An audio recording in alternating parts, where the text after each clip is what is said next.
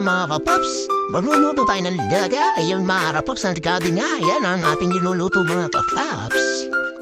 Yun. Diba mga kapaps? Yan.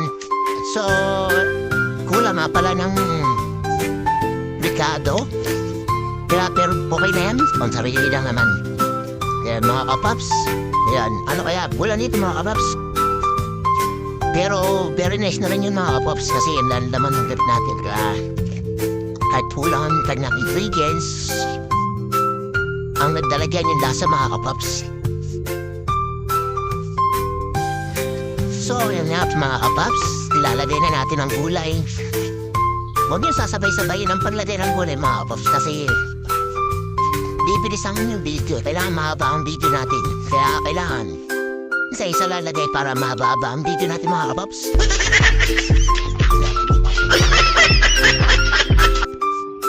Nilagay ang mga kapaps. O diba mga kapaps, mahaba yung video natin.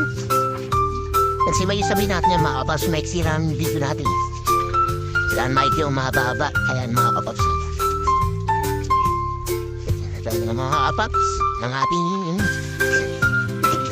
pilit lalok. Yan. Antayin natin kumural yan mga kapaps. Kasi nag-mix na yan mga kapaps. Yan, alright. Pagpuno ko niyan mga kapaps. Saying ko it na. Sobrang tango. Yun, kapaps. Oo nga, pakasarap na yung mga kapaps. So, yan mga kapaps, umaba ang ating video. Pwede na natin siyang i-upload mga kapaps. So, gagawa muna tayo ng rings. Sa maiksi naman bagay.